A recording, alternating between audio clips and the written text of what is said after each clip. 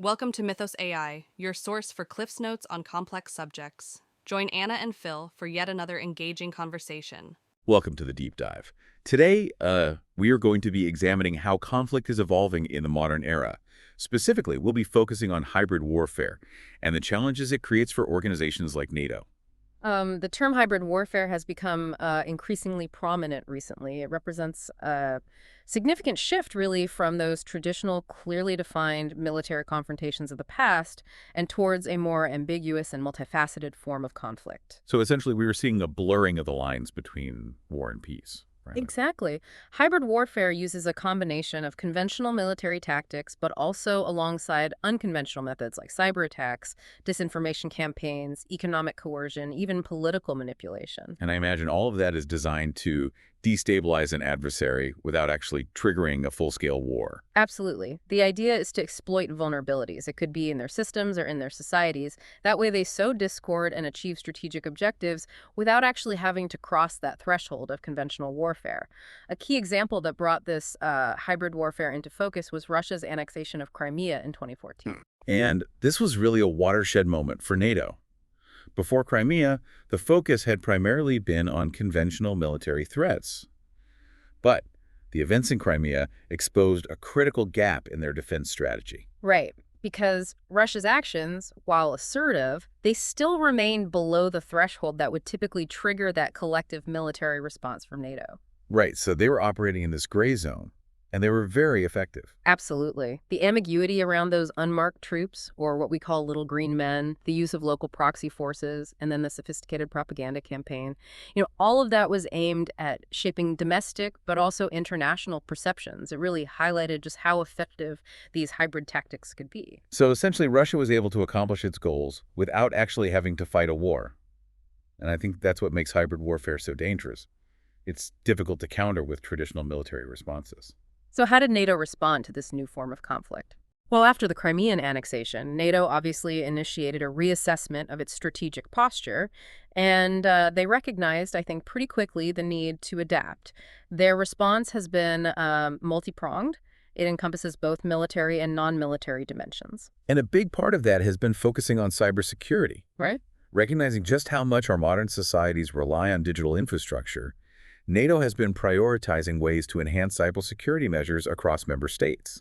That's right. A major part of this is bolstering protection of critical systems, like power grids, financial networks, communication systems, really anything that could be vulnerable to these cyber attacks. So the goal here is to try and make it more difficult for adversaries to disrupt essential services or steal sensitive information or even just sow chaos, right? Exactly. The goal is to enhance societal resilience against this type of manipulation.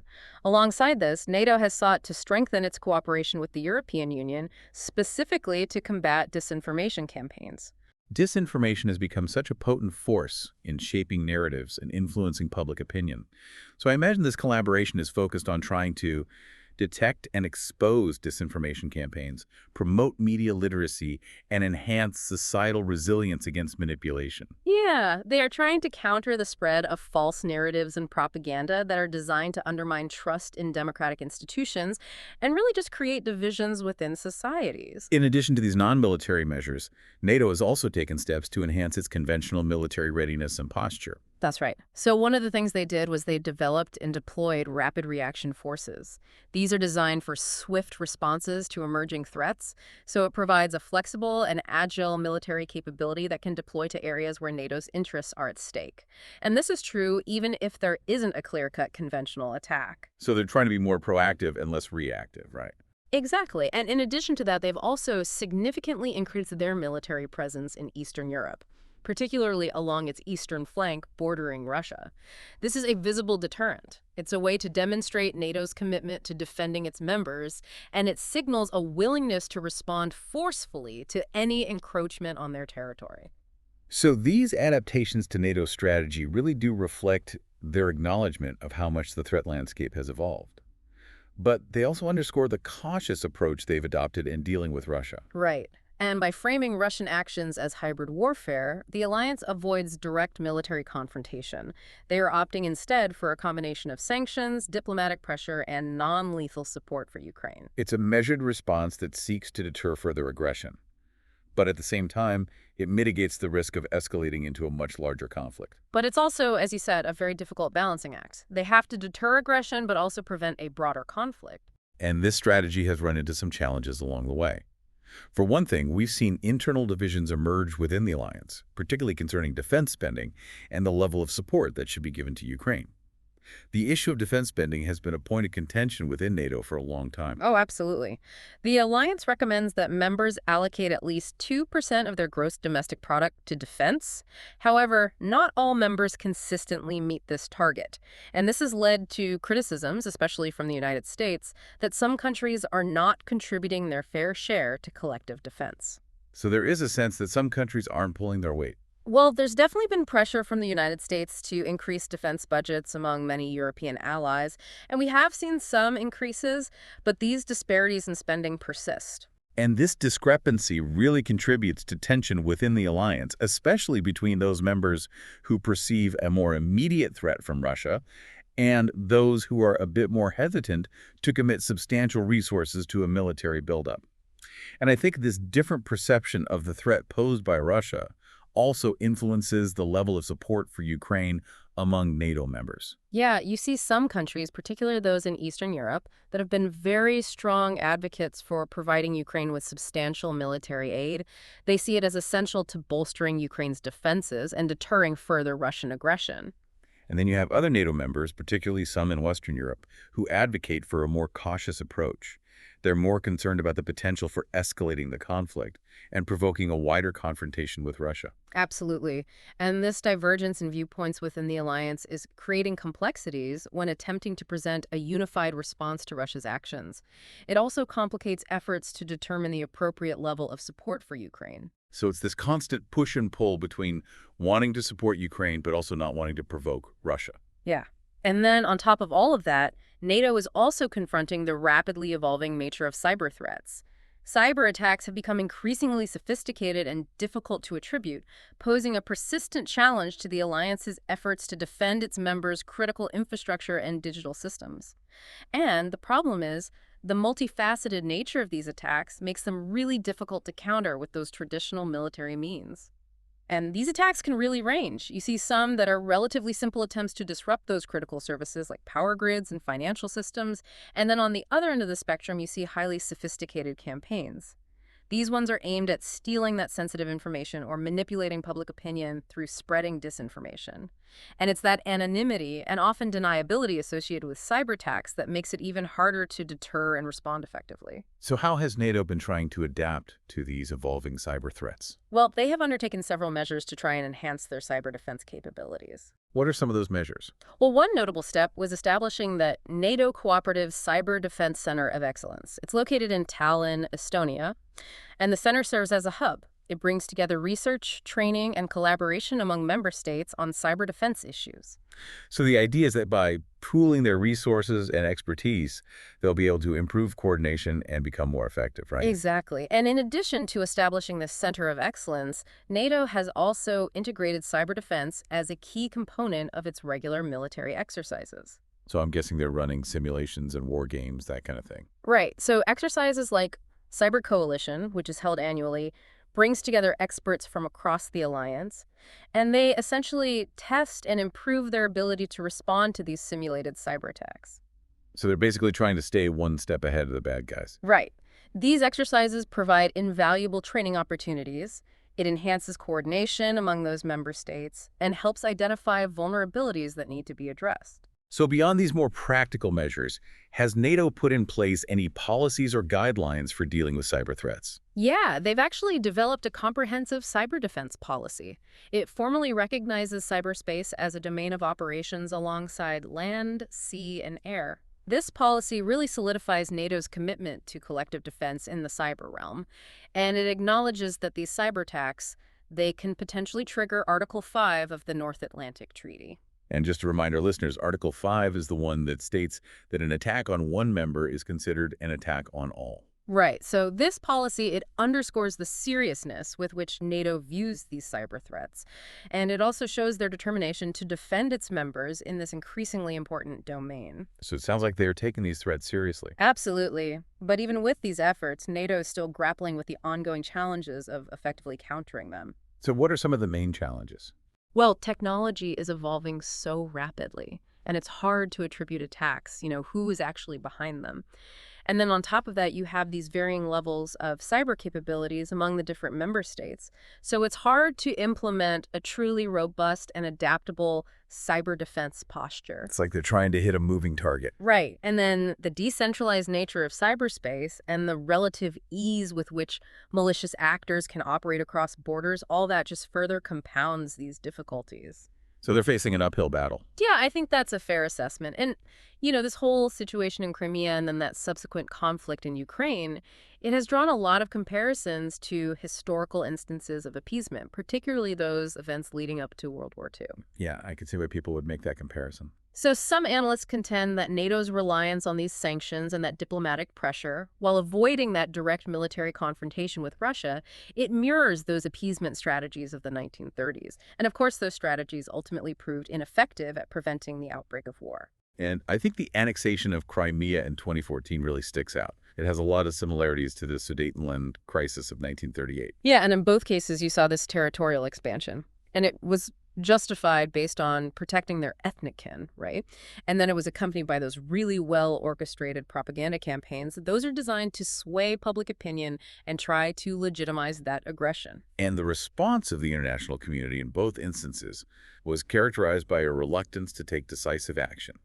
They wanted to avoid conflict, and that was prioritized over confronting the aggressor. Yeah, it's that classic hope that if we just ignore it, it'll go away. But history has shown us time and time again that that's not how these things work. So critics of NATO's approach, they argue that this reluctance to confront Russia directly and instead opt for a more restrained response, well, it risks emboldening further aggression. Because it basically sends a message that there will be no serious consequences for their actions. Exactly. And they point to Russia's continued military involvement in eastern Ukraine, and then that ongoing support for separatist movements in the region. And then you also see the persistent use of those hybrid tactics against NATO members. It makes them think that Moscow sees the West as unwilling to really take meaningful action to curb their ambitions. Like they're testing the boundaries, seeing how far they can push things. Right. And there are a lot of historical examples that get cited as these cautionary tales about the dangers of appeasement. One of the most common ones is Germany's remilitarization of the Rhineland in 1936. Which, of course, violated the Treaty of Versailles, but met with minimal resistance from the Western powers. Yeah, and that was a big mistake.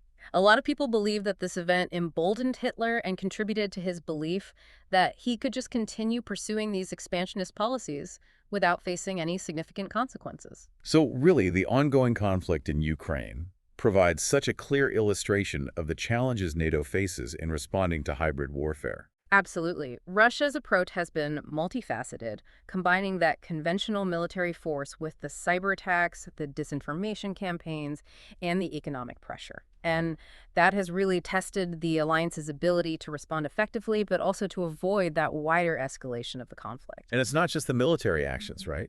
Russia has also been using energy as a weapon. Particularly, they have been manipulating natural gas supplies to Europe. Yeah, and that's been a problem for some NATO members who are heavily reliant on those Russian energy imports. Right. It gives Moscow leverage, and it enables them to exert pressure on European countries. And it could even potentially undermine their support for Ukraine. That's right. And these hybrid tactics employed by Russia, they further expose the existing divisions within NATO, particularly regarding the appropriate level of confrontation with Moscow. So the alliance has really struggled to find that unified approach, and some members are advocating for a more assertive stance. This includes providing Ukraine with lethal military aid, but then others really prioritize de-escalation and dialogue because they fear that a more forceful response could provoke a wider conflict. It's such a complex situation with no easy answers. And it seems like Ukraine isn't the only country at risk here. Other countries in the former Soviet sphere, like Moldova and Georgia, are also viewed as potential targets for future Russian aggression, using those same hybrid tactics. Yeah, that's right. They share a lot of characteristics with Ukraine. Significant Russian-speaking populations, unresolved territorial disputes, and they are strategically located in areas that Russia considers vital to its security interests.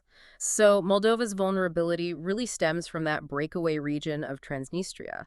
It declared independence from Moldova back in 1990. It's not recognized internationally, but Transnistria has a significant Russian-speaking population and hosts a contingent of Russian troops. That makes it a potential flashpoint for Russian intervention, possibly under the pretext of protecting its interests and ethnic kin. And then you have Georgia, whose susceptibility to Russian pressure is rooted in its unresolved territorial conflicts, specifically with those breakaway regions of Abkhazia and South Ossetia, and they are both heavily influenced by Russia. These regions declared independence from Georgia in the early 1990s after those armed conflicts, and Russia's military intervention in 2008 really cemented its control over them. Exactly. Russia's continued military presence in these regions and their ongoing support for those separatist governments serves as a constant reminder of Georgia's vulnerability. And then there are recent events in Georgia that have really amplified concerns about Russia's growing influence in the country. In December 2024, Russia initiated the supply of electricity to Abkhazia. Now, I understand this was officially presented as a humanitarian gesture. It was in response to those power shortages in the region. But this move was pretty widely interpreted as a strategic maneuver by Russia. Yeah, a lot of people saw it as an assertion of Russian control over Abkhazia and a challenge to Georgia's sovereignty. And it further fueled anxieties that Russia might be seeking to exploit Georgia's internal political divisions just to advance their own strategic objectives. And of course, Yeah. Georgia's experienced a surge in internal political unrest recently.